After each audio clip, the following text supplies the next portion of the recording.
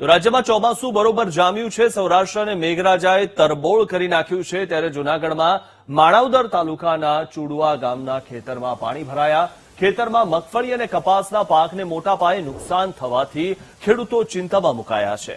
હાલ તો સરકાર ખેડૂતોને સહાય આપે તેવું ખેડૂતો માંગ કરી રહ્યા છે, કારણ કે ખેડૂતોને જેટલો વરસાદ જોઈએ તેના કરતા અઢળક વરસાદ થયો છે। અને મહત્વની વાત એ છે કે હવે ખેડૂતોએ જે વાવણી કરી હતી, જે પાક હતો તે પણ ધોવાઈ ગયો છે।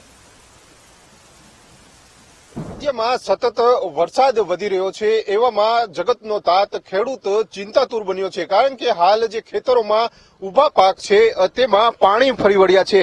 આપણે માણાવદર તાલુકાના ચુડવા ગામ ખાતે આવ્યા છીએ, જ્યાંના દ્રશ્યો છે આપ જોઈ શકો છો।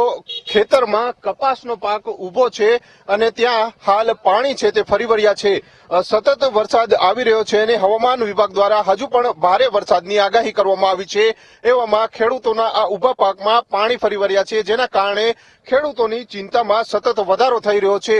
હજુ પણ જે પ્રમાણે આગાહી કરવામાં આવી છે તેને જોતા લાગી રહ્યું છે કે હજુ પણ જે પાણી છે તે વધે તેવી પૂરેપૂરી શક્યતાઓ છે, કારણ કે સીધા જે કપાસનો જે પાક વાવ્યો છે તેમાં પાણી ફરી વળ્યું છે।